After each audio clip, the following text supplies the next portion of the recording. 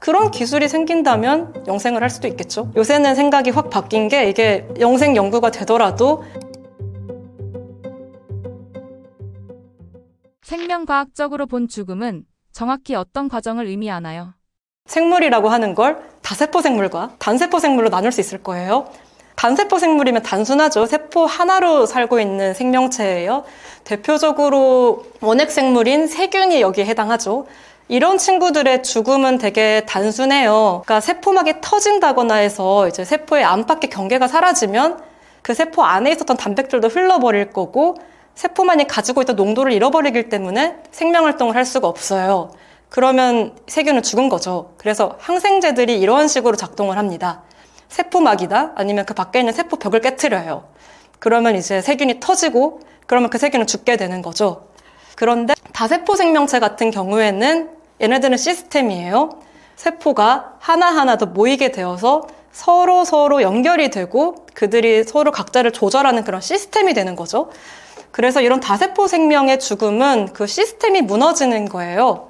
그래서 예컨대 사람도 다세포 생명이잖아요. 우리는 엄청나게 많은 60조 개의 세포로 구성이 되어 있는데 우리가 죽는 건 의학적으로 연수의 활동이 멈추면 죽는다고 하더라고요. 연수가 어디냐면 그 뇌에서 척수랑 뇌가 만나는 지점, 우리 입 뒤쪽에 있는 그러한 지점에 있는 부위고요. 여기서 하는 일이 뭐 호흡이나 그 혈액순환 같은 그런 자율적인 기능을 담당하는 곳이어서 여기가 멈추면 우리는 호흡도 하지 않게 되고 이제 돌고 있던 심장도 멈추게 됩니다. 그래서 그러면 설령 우리 몸에 어떤 일부의 세포가 살아있다고 하더라도 산소나 영양분을 받을 수 없게 되니까 곧 다 멈추겠죠. 그래서 우리 뇌가 되게 가장 중요한 부분은 이제 대뇌 쪽이라고 하잖아요. 그런데 이 대뇌는 어떤 부분이 파괴되더라도 살아있을 수 있어요. 그 대신에 뭔가 나의 중요한 것을 잃어버리겠죠. 성격을 잃어버릴 수도 있고 이러한 경우가 역사적으로도 있는데 반면에 연수가 파괴되면 그건 그냥 죽는 거예요. 유명한 사례 중에 하나가 피니어스 게이지라고 해서 미국의 어떤 탄광 노동자가 이제 폭탄을 놓고 이제 쇠막대로 그걸 이제 폭탄을 막 집어넣고 있다가 터지는 바람에 쇠막대가 머리를 그대로 뚫고 지나갔어요. 그런데 이 사람이 살아남아서 병원에 가서 응급처치됐어요. 근데 그러고 나서부터 이 사람이 원래 되게 그 작업 반장이었고 리더였고 책임감이 있는 사람이었는데 자제력이 없어지고 되게 난폭한 사람이 되었다고 하더라고요.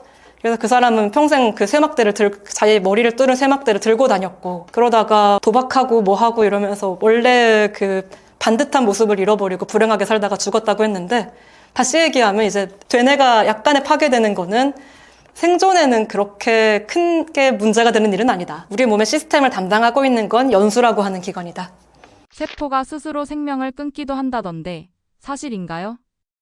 이게 아포토십스라고 하는 세포 자멸사라고 많이 알려져 있는데 이게 되게 유명한 예시로는 그래서 이게 권총 자살할 때 이렇게 쏘지 말고 입에 넣으라고 하잖아요. 그러면 연수를 바로 파괴할 수 있기 때문에 바로 죽을 수 있습니다. 해보진 않았지만. 아기가 뱃속에서 태어날 때 이제 손가락 같은 거를 만들 때 이런 식으로 5갈래로 세포가 자라는 게 아니라 한꺼번에 다 자라고 나서 이 갈퀴 부분이 아포토시스 세포 사멸을 일으켜가지고 사라져서 손 모양이 된다고 하거든요. 이게 많이 알려진 예시인데 그게 아니더라도 우리는 매일매일 세포 자멸 아포토시스를 겪고 있고 그래서 한 500억 개의 세포가 세포 사멸을 일으키고 그만큼의 새로 분열해서 생겨나는 일을 매일매일 반복한다고 하더라고요. 이런 일이 일어나는 이유는 이제 세포가 분열을 하다 보면 유전물질 DNA가 2배가 되는 일인데 이게 복제되는 과정에서 돌연변이가 생길 수가 있어요. 그러면 이제 이건 잘못된 세포니까 없어져야 되겠죠. 또는 이제 바이러스 같은 데 감염이 될 수도 있고요. 그런데 이들이 그냥 펑 하고 터지면 세포 바깥의 물질로 쏟아낼 거니까 그런 것들이 면역 반응을 일으키게 돼서 몸에 되게 큰 충격을 주기 때문에 서서히 사라지는 방식으로 이제 몸이 진화를 하게 된 거죠. 그래서 이게 세포가 자살을 한다라고 하면 말이 이상하고요. 왜냐하면 사실 자살이라고 하는 건 개체가 나는 더 이상 살아갈 수 없다라는 판단을 하고 내리는 것인데 세포 하나하나는 판단을 내리지 않아요. 왜냐하면 다세포 생명체는 이미 시스템이어서 이 시스템 안에서 필요한 세포는 계속 살고 필요하지 않는 세포는 이런 식으로 깔끔하게 죽이는 거죠. 그래서 이거는 세포도 자살을 한다라고 한다기보다는 세포가 인간한테는 없는 죽음의 방식을 가지고 있다라고 하는 게 맞을 거예요. 그러니까 어떻게 보면 굉장히 전체주의적인 세상이죠, 이 몸이. 아무리 심한 전체주의 사회라고 하더라도 이제 너가 더 이상 일을 할 수 없어? 그럼 죽어라고 하진 않잖아요. 그런데 우리 몸에서는 항상 일어나는 일입니다. 인간이 영원히 살 수 없는 이유는 무엇인가요? 살 수 있을 거예요, 기술이 있으면. 왜냐하면 제가 헬라세포 얘기도 했었고 세포주 이야기도 했었는데 이런 세포들은 실험실에서 끊임없이 분열을 하고 살아가고 있어요. 그런데 이 세포들이 우리 몸에 있는 세포가 원래 근본이거든요. 그런데 이들은 방금 제가 얘기한 아포토십스 같은 그런 걸 일으키는 유전자가 꺼진 거예요. 그렇다면 우리가 이런 기적을 정확하게 알 수 있다면 우리 몸의 세포를 무한대로 살 수 있게 하고, 그렇지만 치명적인 돌연변이가 일어나는 경우에는 제거를 하고, 그리고 분열하지 않는 예컨대 신경세포 같은 경우에는 얘가 오랫도록 잘 살 수 있도록 그 주변에 있는 세포를 관리할 수 있는 그런 기술이 생긴다면 영생을 할 수도 있겠죠. 그러니까 이게 되게 제가 너무너무 쉽게 얘기해서 엄청 쉬워 보일 텐데 이게 절대 쉬운 일은 아닐 거고요. 지금의 과학조차도 우리가 세포에 대해서는 밝혀진 게 굉장히 많은데 그 세포들이 여럿이 모여서 조직이 되고 그 조직들이 하나의 장기, 기관을 이루는데 이런 단계만 되더라도 너무너무 복잡해가지고 이거 연구를 할 수가 없어요. 그래서 영생을 하기 위해서라면 이런 시스템적인 연구가 더 많이 되어야 되겠죠. 최근 영생과 관련된 연구는 어느 정도 진행되었고 현재 인류는 몇 살까지 살 것으로 보시나요? 모든 과학 연구가 그렇지만 과학이라고 한 연구는 거인의 어깨 위에 서 있기 때문에 어느 날 갑자기 영생하는 방법을 알아냈다 뿅 이러지는 않을 거예요. 아마 수명을 연장하는 연구가 천천히 이루어지다 보면 이것이 영생이다라고 말하기 전에 그냥 내 주변에 있는 사람들을 보면 다 100살이 넘어가 있고 같은 시기 될 것 같아요.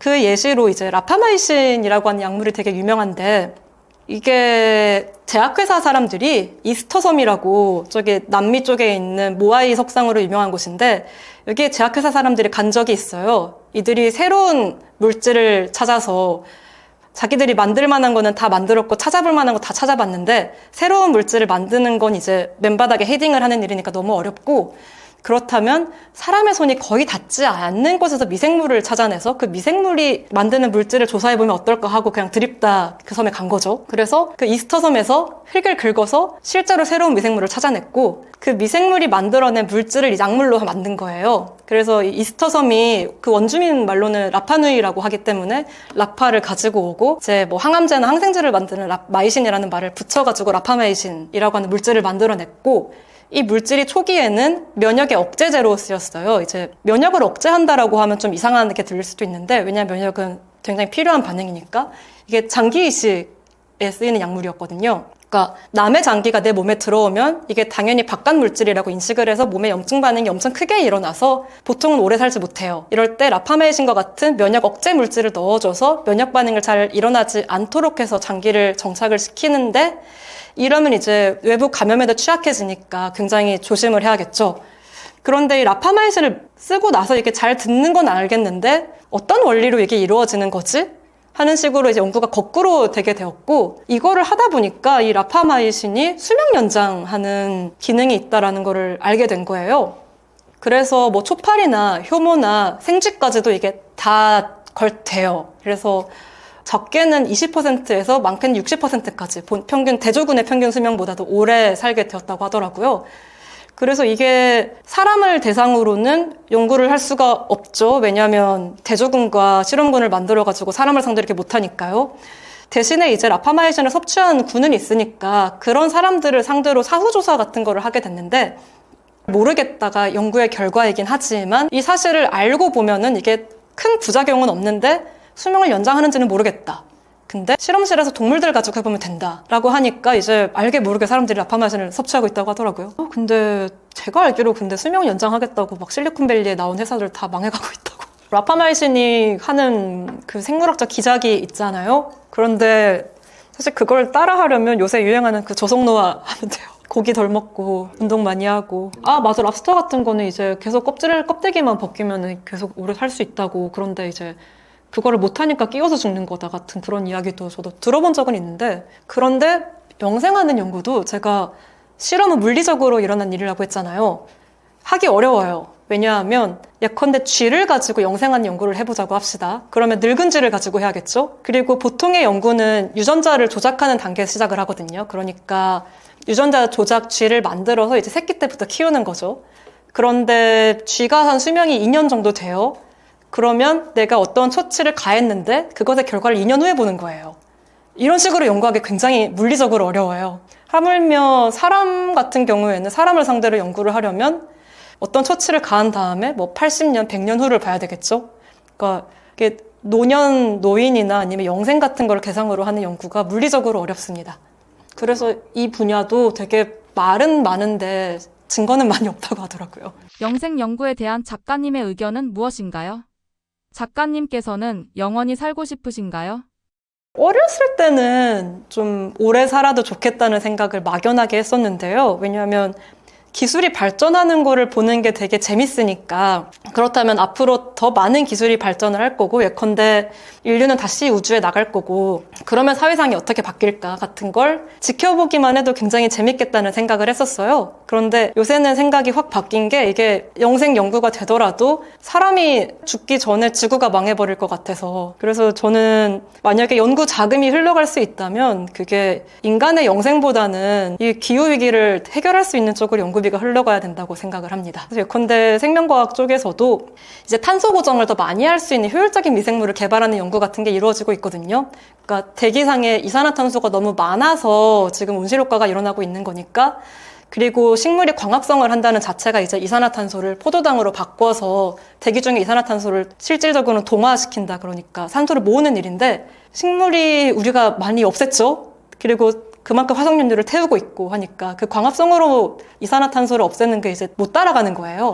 그러다 보니까 더 효율이 좋은 생명체를 찾아 나서고 그것이 없다면 직접 실험실에서 만들고 이러한 연구가 계속 되고 있습니다. 그래서 저는 영생 연구보다는 다 같이 살 수 있는 연구가 먼저 돼야 된다고 생각을 하고 그리고 과학이라고 하는 게 사실 순수하게 인실론적인 과학이 발전하는 것이 아니라 과학자도 사람이어서 정치적인 영향을 받고 그래서 어떠한 방식으로 될지는 굉장히 정치적이고 사회적인 문제가 될 수밖에 없거든요. 그래서 딱 한 방향으로 진보하지는 않을 거고 그래서 그런 속 터지는 걸 보느니 그냥 제 주변의 사람들과 행복하게 살면서 제 명예 가고 싶다는 게 요새 의견입니다. 저의 실험실로 간 세포는 제가 어떤 과학 지식을 전달하기 위해서 쓴 책은 아니고 진짜로 실험실에서 일하는 사람들이 어떤 일을 하는지 왜냐하면 제 주변에는 그런 사람들이 많아서 저는 이게 별거 아닌 것처럼 생각하지만 이거를 모르는 사람들한테는 굉장히 신기하고 정말 별세계에 있는 이야기일 수 있겠구나라는 생각이 들어서 쓴 책입니다. 그래서 좀 어려운 과학 이야기는 최대한 빼려고 노력을 많이 했고요. 그럼에도 불구하고 어려운 내용이 있다는 걸 부정은 하지 못하겠지만 그래서 실험실에서 진짜 어떤 일이 일어나는지 궁금하다. 내가 실험 결과만 궁금한 게 아니라 실험이 어떤 식으로 이루어지는지 그 과정과 방법이 궁금하다면 좀 재밌게 읽어보실 수 있을 것 같습니다.